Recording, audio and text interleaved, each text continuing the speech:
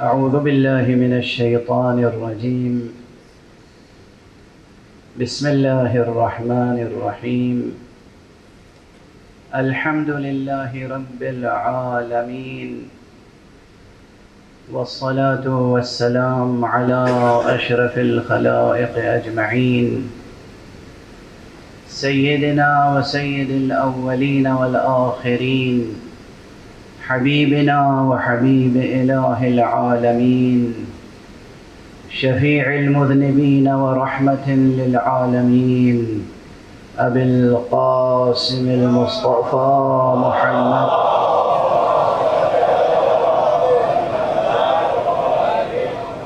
وعلى أهل بيته الطيبين الطاهرين الهداة المهديين المعصومين المظلومين، واللعنة الدائمة على أعداء الحق والدين.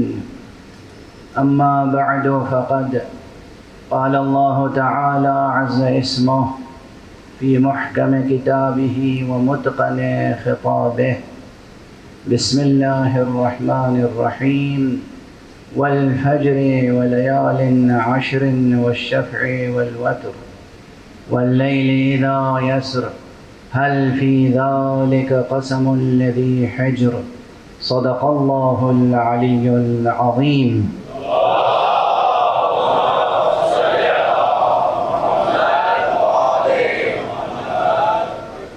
جو بھی اہل توحید ہے اور جو بھی حقیقت توحید میں اہل تحقیق ہے اور جو بھی میخانہ توحید میں صاحب ذوق ہے،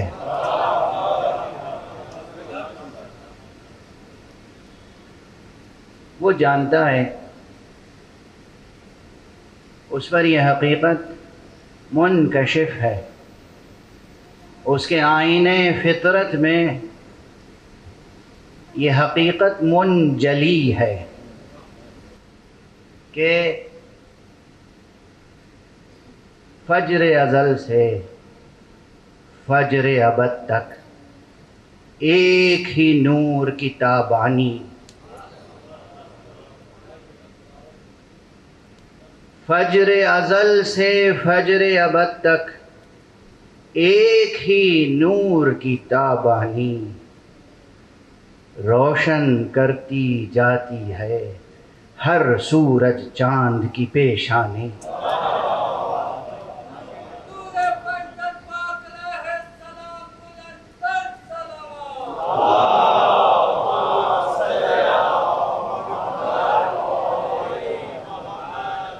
کس قدر توجہ طلب ہے یہ بات، اور کس قدر وجد آفری ہے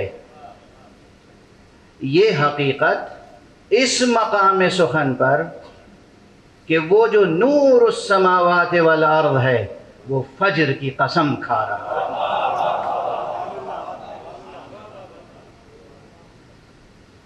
ایک موقع یہ ہوتا ہے کہ کوئی ادیب، کوئی شاعر، کوئی خطیب اپنے شاعرانہ اور ادبی وجدان اور ذوق کے ساتھ فجر کی قسم کھائے، اور ایک موقع یہ ہے کہ وہ جو نور السماوات والارض ہے وہ فجر کی قسم کھائے۔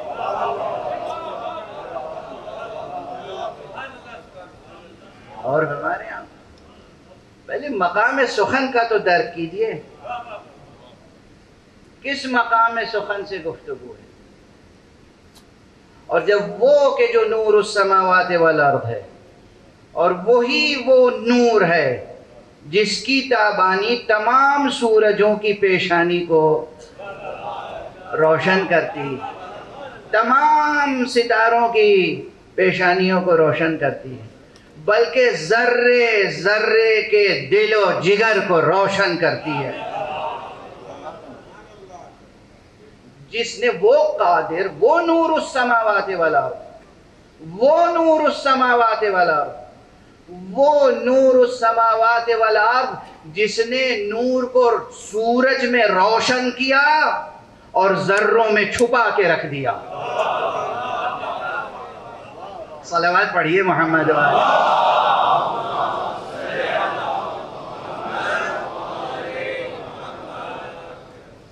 سورج کے چہرے پر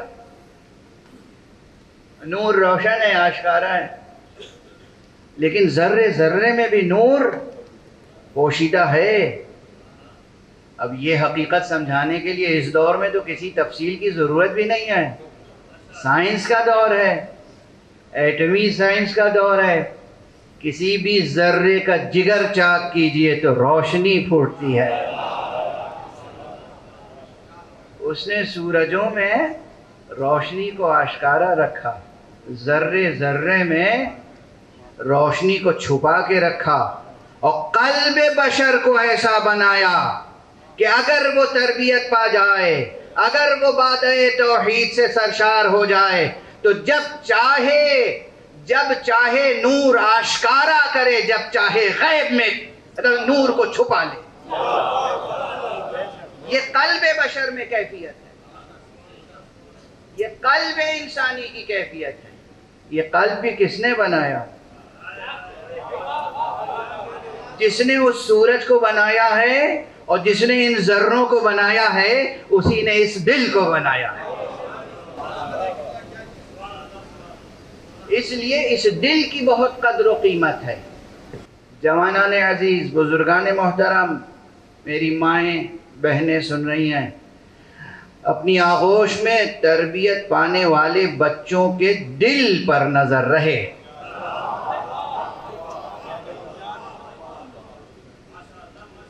ان کے قلب کی تربیت ہو، ان کے دل پہ نظر رہے. اور یہ دنیا دار غفلت ہے، یہ بکھرا ہوا غبار آسمان ہے، یہ بیٹھا ہوا غبار زمین ہے.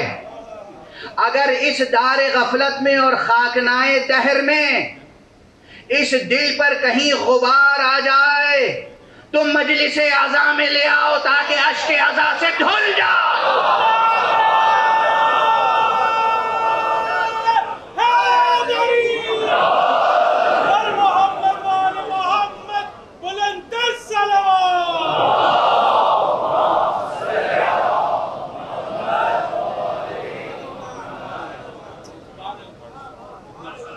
غور کرنا کہ پروردگار نے تمہیں دل تو عطا کیا ہے، یہ آنکھیں کس لیے عطا کی ہیں؟ آنکھیں عطا کی ہیں دیکھنے کے لیے، تو اس میں آنسو کیوں آتے ہیں؟ غور کرنا. آنسو آتے ہیں تو اس کی کوئی حکمت ہوگی، اور آنکھوں کا تعلق دل سے ہے، تو یہ آنسو بیکار نہ جائیں. ان کا کام یہ ہے کہ آئینہ دل پر جلا کرتے رہیں.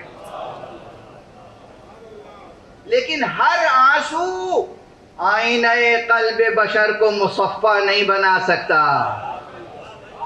وہی آنسو دل کی تجلی کا سر و سامان کرتا ہے جو آنسو عشق خدا کے ساتھ غم محمد و آل محمد میں رواں ہو. پروردگار آپ کی ذہانتوں کو اور ذوق کو پروان چڑھائے. میں کچھ عرض کر رہا ہوں اور آپ اس عرض کو اپنے پورے وجدان کے ساتھ قبول کر رہے ہیں. غور تو فرمائیے کہ اس نور السماوات والارض نے فجر کی قسم کھائی. یوں تو بہت سی چیزوں کی قسمیں کھائی ہیں قرآن مجید میں، لیکن جہاں جس شے کی قسم کھائی ہے وہاں اس شے کی معنویت میں اضافہ ہو گیا ہے. میری نظر سے ایک مفسر کی یہ سطریں گزری کہ انہوں نے کہا کہ قرآن مجید میں جن جن چیزوں کی قسمیں حق سبحانہ و تعالیٰ نے کھائی ہیں، لوگ اس میں تقدس کا پہلو تلاش کرتے ہیں، حالانکہ یہ ضروری نہیں ہے کہ اس میں تقدس پایا جاتا ہو. ارے بھائی، اگر پہلے تقدس نہیں پایا جاتا تھا تو کم سے کم جب حق سبحانہ و تعالیٰ نے اس کی قسم کھا لی اب وہ مقدس ہو گئی.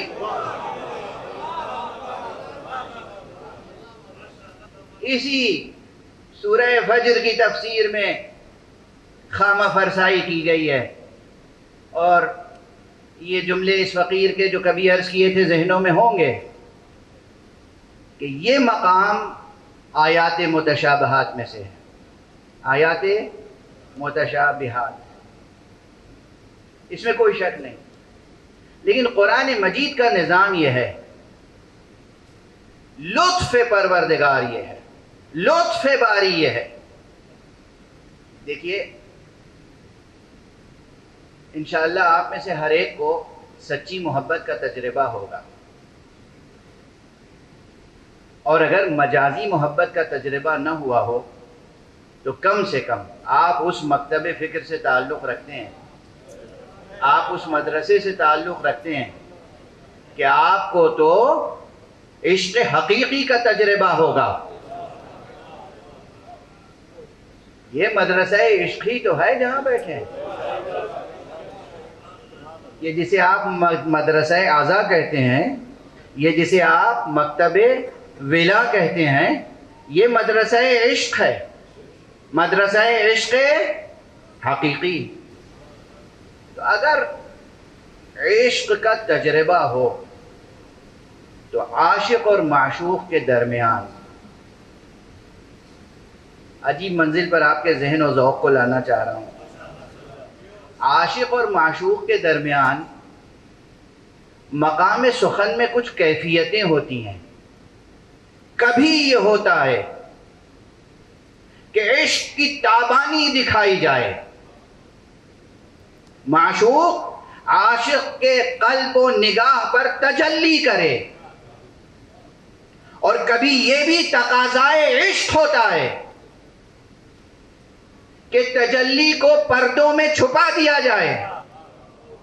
جہاں اللہ سبحانہ و تعالی نے بے نقاب کیا ہے امر الہی کو، وہ محکمات ہیں، جہاں کچھ حجاب ڈال دیا ہے وہ متشابہات ہیں۔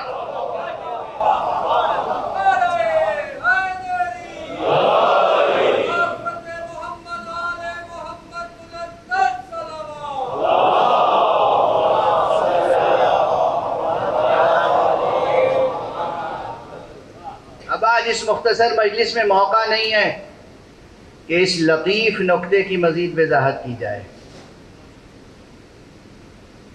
بھئی کبھی عشق کی تجلی آشکارا ہوتی ہے اور کبھی حجابات کی ضرورت ہوتی ہے، بس جہاں کلام میں حجاب ہے وہ متشابہات ہیں، اور جہاں حجاب نہیں ہے وہ مقام محکمات میں سے ہیں۔ متشابہات اور محکمات میں رشتہ یہ ہے، اگر واقعاً عاشق عاشق ہے تو وہ سمجھتا ہے کہ معشوق نے جہاں حجاب ڈالا ہے اس حجاب کو اس تجلی سے برطرف کیا جا سکتا ہے جو آشکارا ہے۔ اسی چیز کو سادہ طور پر مفسرین یوں لکھ کے چلے جاتے ہیں کہ متشابہات کو محکمات کی روشنی میں سمجھنے کی کوشش کرنی چاہیے، لیکن پھر اپنی اپنی کوششیں، اپنی سی کوششیں،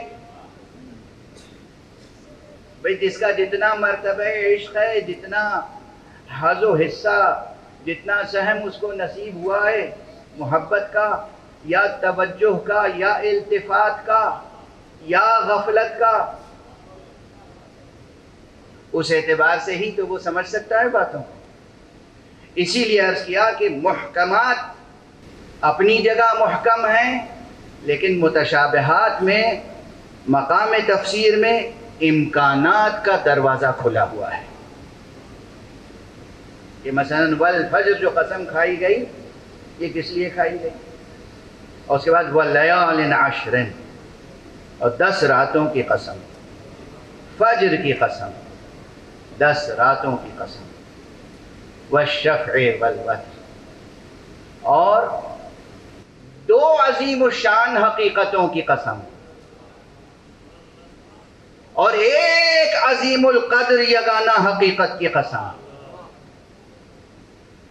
وَاللَّيْلِ إِذَا يَسْرِ، اور اس عظیم رات کی قسم جو ڈھل جائے،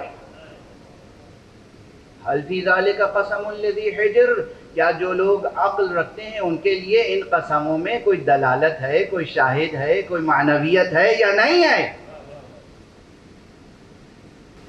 آج اس مجلس میں مختلف اور متفاوت ذوق کے افراد ہوتے ہیں، سب فلسفی تو نہیں ہوتے، سب دیوان معرفت کے ڈکشن پر نظر رکھنے والے نہیں ہوتے، اس لیے گفتگو جو ہے وہ اس طرح کرنی پڑتی ہے کہ کچھ نہ کچھ تبرک معنی سب لے کر جائیں۔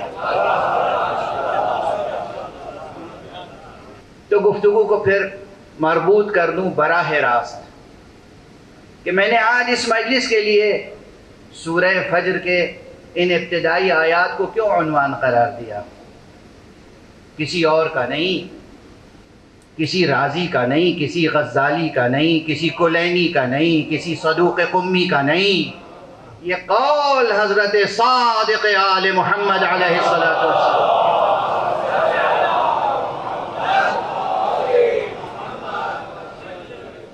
جس میں فرمایا ہے کہ سورہ فجر سورہ حسین ابن علی ہے۔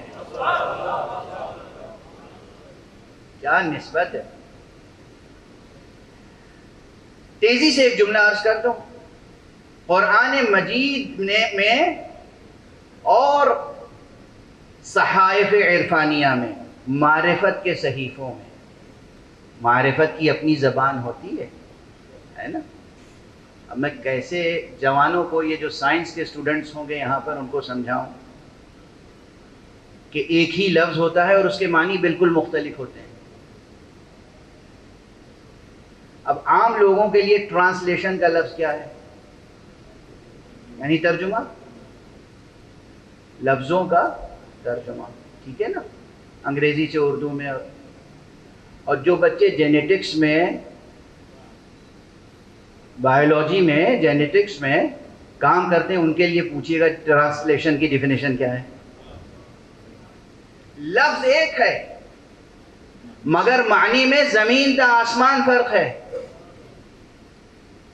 وہاں وہ کروموزومز کا اپنا ایک ری ایکشن کا سلسلہ ہے جسے ٹرانسلیشن کہتے ہیں، اور یہاں الفاظ کو ایک زبان سے دوسری زبان میں منتقل کرنے کو ٹرانسلیشن کہتے ہیں۔ تو لفظ ایک ہے مگر معنی میں کتنا تفاوت اور فرق ہے۔ اسی طرح ہماری عام زبان میں جو الفاظ ہیں، کبھی کبھی وہی الفاظ معرفت کی کتابوں میں، معرفت کے صحیفوں میں بھی مل جاتے ہیں مگر معنی بہت مختلف ہیں۔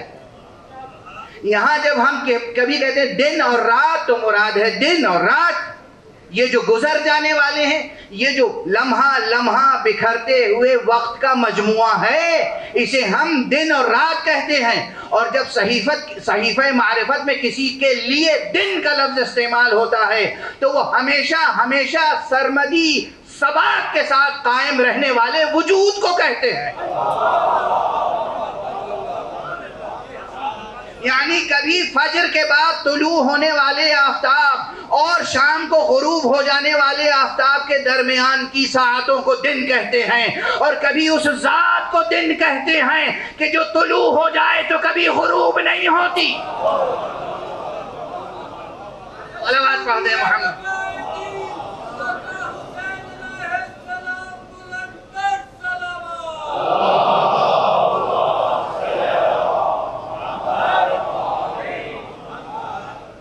بہت دقیق بحث آ گئی، ارادہ نہیں تھا لیکن بے اختیار بہت دقیق بحث آ گئی۔ یعنی قرآن جب واللیل کہے تو عجب نہیں کہ کوئی ایسی مقدس ہستی مراد ہو جو ہمیشہ نقاب میں رہتی ہو۔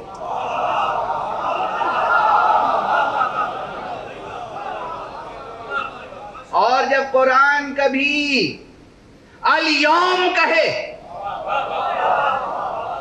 تو عجب نہیں کہ وہ حقیقت مراد ہو کہ جس کے زیر ندی تمام زمانی حقیقتیں ہوتی ہیں۔ اور دن اور راتیں الگ ہیں۔ یعنی کبھی کبھی یہ سانس لیتے ہوئے زندہ بشر کو بھی یوم سے تعبیر کیا جاتا ہے۔ پڑھیے گا صحیفہ معرفت پڑھیے گا۔ بزرگان معرفت کی کتابیں پڑھیے گا. کبھی کبھی اچھا اسے قریب کر دوں ذہن سے مثال دے کر، مگر مثال بھی ادبی ہوتی ہے. دست ادب جوڑ کے عرض کر رہا ہوں، دہائی دیتا رہتا ہوں ادب کی. ادبی ذوق کو پروان چڑھائیے.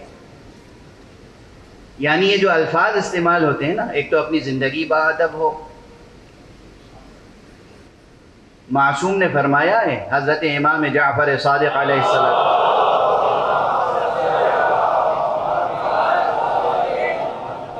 اور حضرت جو فرماتے ہیں وہ فرمان ان کا نہیں ہوتا، وہ فرمان نبوی ہوتا ہے. اور فرمان نبوی نہیں ہوتا، صرف وہ ارشاد الہی ہوتا ہے. فرمایا الدین کلہ ادب، دین تو کل کا کل ادب ہے. ادب نفس، ادب روح، ادب ذہن، ادب نگاہ، ادب کلام، یہ سب محیط ہے ادب. تو زندگی با ادب ہو، نفس با ادب ہو، زبان با ادب ہو. اور اگر کہیں بازاروں میں جا کر مجبوراً بازاری زبان استعمال کرتے ہوں تو کم سے کم اتنا تو کرم کریں کہ ارباب ادب کے درمیان بیٹھ کر ادبی اقدار کا پاس و لحاظ رکھیں. یہاں ان مجلسوں میں، ان محفلوں میں، یہاں تو ادب کا معیار برقرار رہے. تو ایک ادبی مثال دے دوں، یاد آ گیا ایک جملہ تو عرض کروں کہ کوئی کہے گا صاحب آپ ادب کی بات کیا کرتے ہیں، ہم تو مزدور ہیں، ہمارا ادب سے کیا تعلق؟ آپ کو معلوم ہے دنیا میں کتنے مزدور دنیا کے بڑے ادیب اور شاعر ہوئے ہیں. انہی لاہور کی گلیوں میں ایک شخص مزدوری کیا کرتا تھا، اینٹیں ڈھوتا تھا اپنے کاندھوں پر، اینٹ اور گاروں سے دیواریں بناتا تھا، مگر اتنا بڑا شاعر ہوا جسے احسان دانش کہتے ہیں. مثال آ گئی تو بچوں کی تربیت کے لیے عرض کر دیا. تو ضروری نہیں ہے کہ ادیب اور شاعر یا ادبی ذوق رکھنے کے لیے آپ کو اردو میں، انگریزی میں، عربی میں، فارسی میں پی ایچ ڈی کرنی ہو. زبان کا لحاظ رکھیے، کچھ آپ لحاظ رکھیے، کچھ بھی آپ لحاظ رکھیے، ایک ذرا سا آپ توجہ کے ساتھ لحاظ رکھیے گا نا تو دست قدرت خود آپ کے دل و دماغ کی تربیت فرمائے گا. تو جو مثال دے رہا تھا وہ یہ کہ کبھی کبھی ہمارے درمیان سے کبھی کوئی شخص جب اٹھ جاتا ہے، عموماً تو اعتراف تبھی ہوتا ہے نا جب تک جیتا رہتا ہے، خدمتوں کا اعتراف کم ہوتا ہے. جب کوئی اٹھ جاتا ہے تو پھر خدمتوں کا اعتراف ہوتا ہے. تو کوئی ادیب ہے، شاعر ہے، فلسفی ہے، ایجوکیشنسٹ ہے، کوئی سائنٹسٹ ہے، جب چلا جاتا ہے تو آپ کیا کہتے ہیں؟ یہ ایک شخصیت نہیں تھی، یہ ایک عہد کا نام تھا. بہت عام جملہ ہے، بہت عام جملہ ہے نا کہ یہ ایک شخصیت نہیں بھی تھی بھائی، یہ ایک عہد کا نام تھا. اگر آپ کا ذہن یہاں تک پہنچ گیا کہ کبھی کبھی کوئی ایک شخصیت ایک عہد ہو سکتی ہے،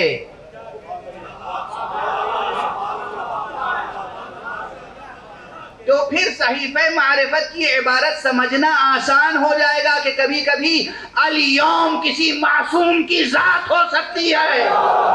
صلوات پڑھیں محمد.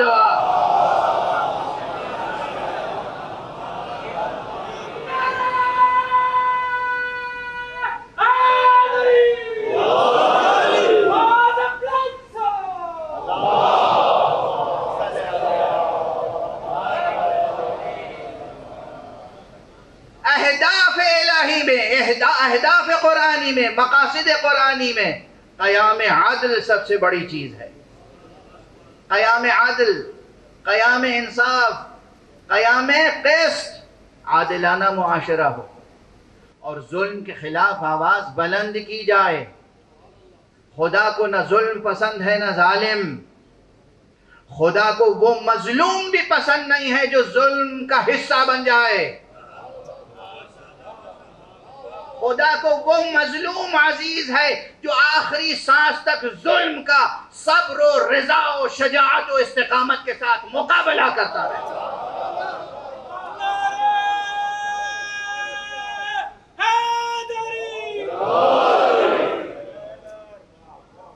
ایک اور بلند تر صلوات پڑھ دیں.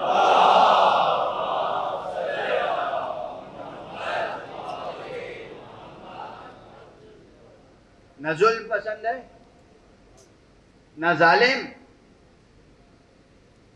نہ وہ مظلوم جو اپنے ارادے اور اختیار سے ظالم کو قبول کر لے. وہ مظلوم عزیز ہے اور وہ مظلوم مستحق نصرت الہی ہوتا ہے کہ جو آخری سانس تک ظالم کا مد مقابل بنا رہے، اور وہ بھی بخاطر خدا نہ کہ بخاطر نفس.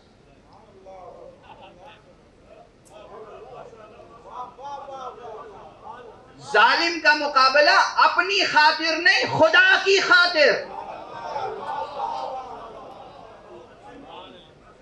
یہ خیال رہے. اسی لیے بات میں نے اہل توحید کے کلمے سے شروع کی تھی.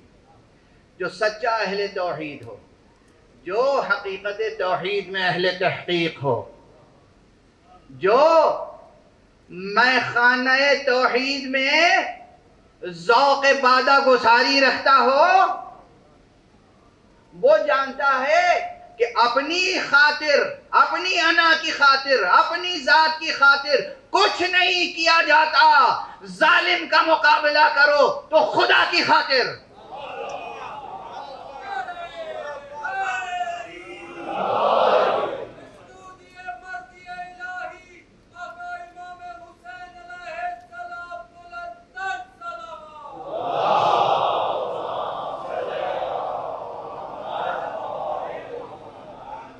اور یہی سبب ہے، بس تیزی سے اب مثال دے کر گزر جاؤں، آپ کا ذوق ولا تو یوں ہی جوش پر رہتا ہے.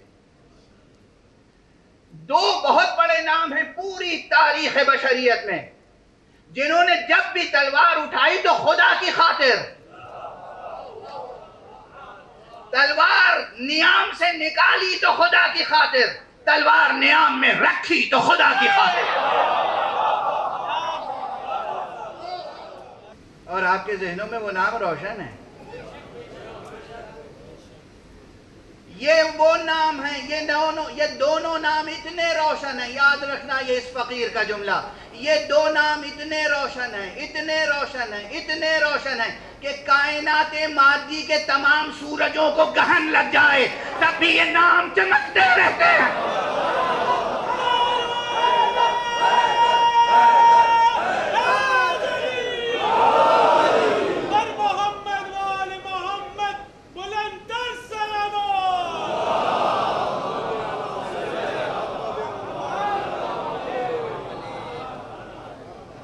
کائنات مادی کے تمام سورجوں کو گہن لگ جائے تب بھی نام علی اور نام حسین.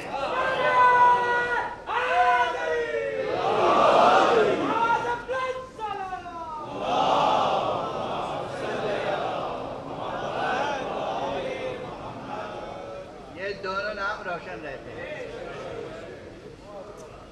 اتنی روشنی ہے ان ناموں میں کہ تاریخ کی تاریکی میں ہر ٹھوکر کھانے والا یا علی کہہ لے تو ہدایت کا راستہ کھل جائے.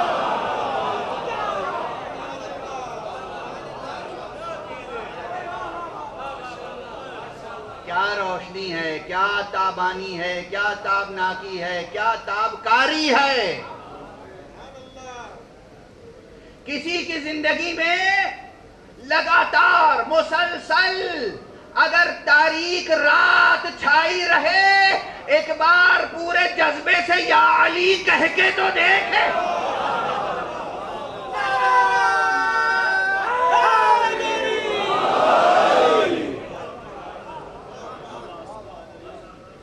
زندگی کی تاریک راتوں میں یا علی کہہ کے دیکھو کیسے پھر فجر نمودار ہوتی ہے. تو میں نے عرض کیا تھا کہ یہ وہ نام ہے، وہ روشن نام ہے. نام نہ لو، صفتیں بیان کرو تو آپ کے ذہن میں وہی نام آتا ہے. اچھا خدا کی قسم یہ تجربہ ہے نا آپ کا؟ ہم علم کا تذکرہ کریں تو علی ذہن میں آتے ہیں، ہم شجاعت کا تذکرہ کریں تو علی ذہن میں آتے ہیں، نام لینے سے پہلے ذہن میں آ جاتے ہیں. شجاعت کا تذکرہ کریں، صبر کا تذکرہ کریں، تسلیم و رضا کا تذکرہ کریں، علم کا تذکرہ کریں، ثبات قدم کا تذکرہ کریں، اور میدان حرب میں فتح کا تذکرہ کریں، میدان صلح میں صلح کا تذکرہ کریں. ہم تذکرہ کہیں کریں کسی امر کا، کسی قدر کا، کسی حقیقت کا، نام علی ذہن میں روشن ہو جاتا ہے. جب آپ کی کیفیت یہ ہے تو پھر ہم سے کیوں پوچھتے ہیں قرآن میں علی کا نام کیوں نہیں ہے؟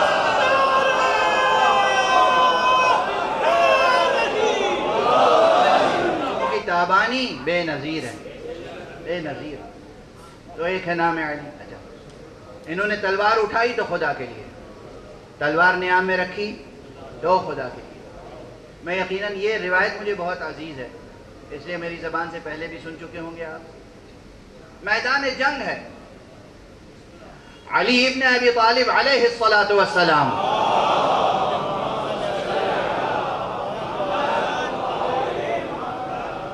حکم خدا و رسول سے مصروف کارزار ہیں، یعنی گئے ہیں میدان میں خدا کے لیے، تلوار اٹھائی ہے خدا کے لیے. سامنے ایک شخص آ گیا، ابو طالب کے بیٹے، ہم نے سنا ہے کہ تم سے کوئی کچھ سوال کرے تو ہمیشہ سوال کا جواب مثبت دیتے ہو، عطا کرتے ہو، کچھ مانگے تو دیتے ضرور ہو. میں بھی سوال لے کے آیا ہوں. کہا ہاں ہاں سوال کر، میدان جنگ ہے.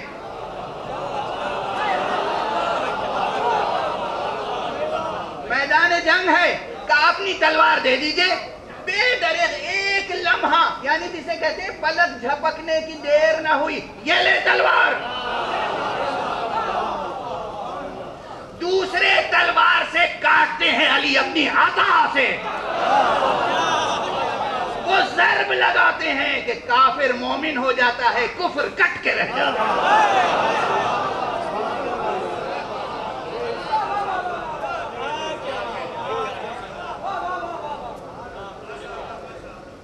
یہ لے تلوار.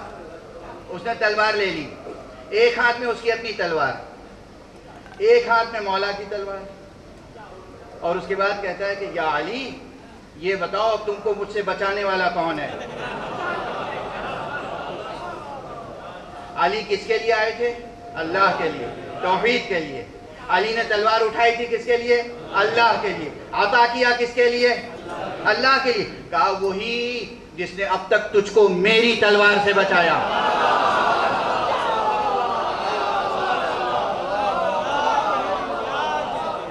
ایک صلوات پڑھ دیجئے محمد.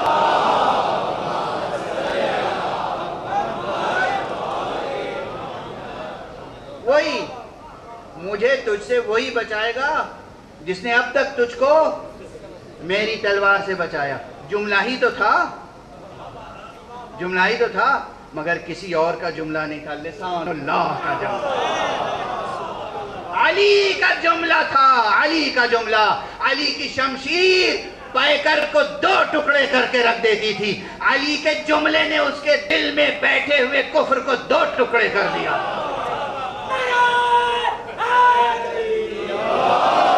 قدموں پہ تلوار رکھی، اپنی تلوار بھی رکھ دی، مولا کی تلوار بھی کہا اشہد ان لا الہ الا اللہ واشہد ان محمد رسول اللہ. صلوات پڑھتے ہیں محمد.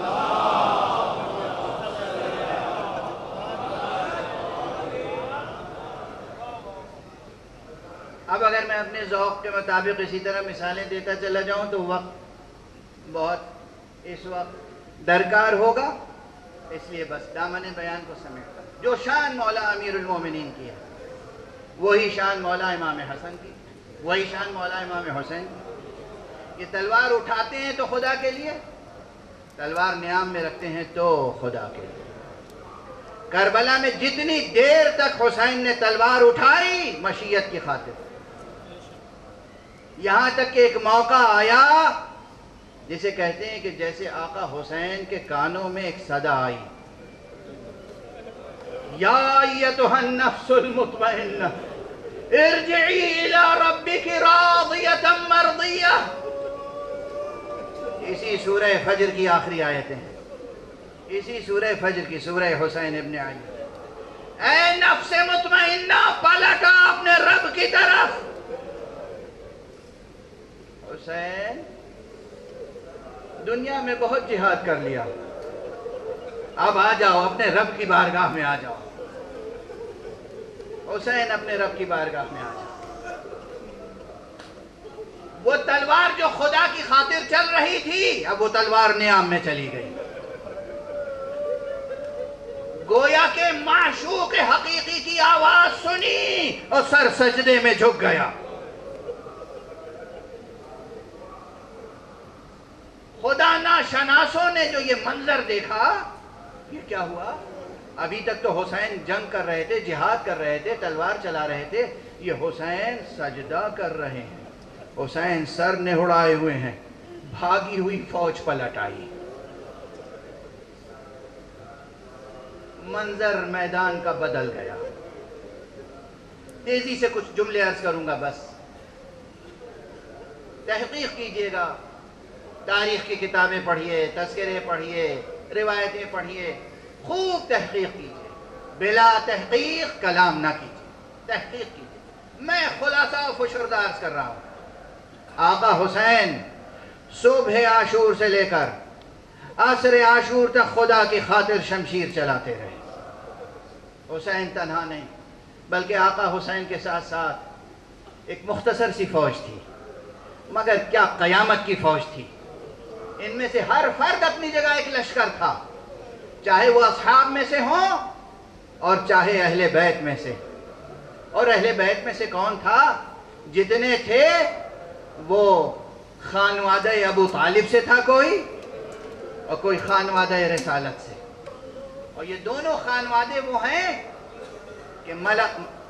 کہ جسے کہنا چاہیے کہ مرج البحرین یلتقیان، یہ دونوں سلسلے جڑے ہوئے ہیں۔ خانوادہ ابو طالب، خانوادہ رسالت، دونوں کے لہو جڑے ہوئے ہیں، دونوں کے لہو ایک دوسرے میں ممزوج ہیں، مختلط ہیں۔ اصحاب ہوں یا بنو ہاشم، اصحاب ہوں یا اولاد عقیل و جعفر، اصحاب ہوں یا اولاد حسن و حسین، ایک کے بعد ایک میدان میں گئے۔ حر گئے، حبیب گئے، زہیر گئے۔ اور کربلا کی تاریخ غور سے پڑھیے گا تو اندازہ ہوگا کہ تقریباً تمام اقوام و ملل کے افراد شریک ہیں کسی نہ کسی رتبے میں۔ رنگ و نسل کا ہر فرق مٹ گیا کربلا میں۔ جتنے حق شناس و حق طلب تھے سب زیر پرچم حسین آ گئے۔ بے پناہ جہاد کیا سب نے، اکبر نے جہاد کیا۔ شبیہ ہے پیغمبر اکبر، اور سورج سے سینے پر نیزہ کھا کے اس دنیا سے چلے گئے۔ قاسم نے جہاد کیا اور چاند سے سینے پر گھوڑوں کی ٹاپوں سے اس طرح پسلیاں چور چور کی گئیں، اتنے زخم کھائے اپنے سینے پر کہ امام حسین کو کہنا پڑا، میرے لال میں تم سے شرمندہ ہوں، تم نے مدد کے لیے پکارا اور میں مدد کے لیے پہنچ نہ سکا۔ اور یہ محضر جہاد و شہادت وہ ہے کہ جہاں اکبر اور قاسم اور عون و محمد سے لے کر اصغر تک، وہ 6 ماہاں، وہ شیرخوار حسین کا، وہ بھی ایک مجاہد تھا۔ اور کربلا میں اکبر اصغر سے کمتر نہ تھے اور اصغر اکبر سے کمتر نہ تھے۔ سب قربانیاں پیش کرنے کے بعد آخری قربانی سرکار سید الشہداء کی تھی۔ آخری قربانی سرکار سید الشہداء کی تھی۔ مجھ میں اب طاقت نہیں ہے کہ تمام مناظر اور تمام مراحل گزارش کروں، بس یہ کہ آقا نے جیسے ہی سر نہڑایا ہے، ایک تیر آیا جو آقا کے سینے پہ لگا۔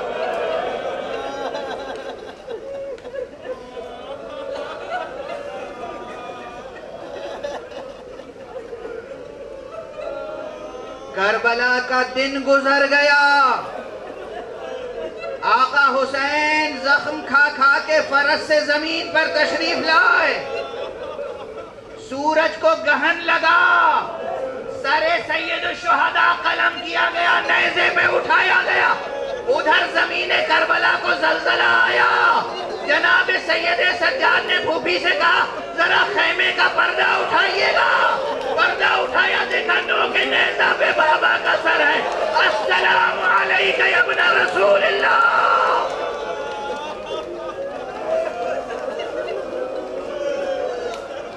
کربلا میں شام غریبہ آ گئی، آقا حسین کی شہادت کے بعد شام غریبہ آئی۔ شام غریبہ کے اپنے حوادث بے پناہ ہیں، تاریخ میں چند حوادث ہیں، مگر اہل کشف، اہل شہود، اہل عشق، اہل بلا جب فرش عزا پہ بیٹھتے ہیں تو انہیں ایک ایک منظر نظر آتا ہے۔ ارے جب شام چھا گئی تھی تو بی بی زینب کیسے بچوں کو تلاش کر رہی تھی،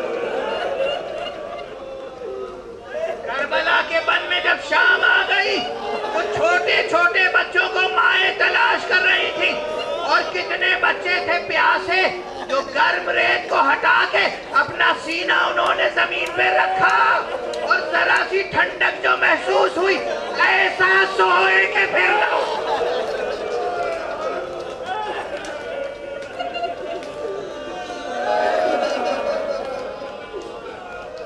غریبان آل محمد کی شام،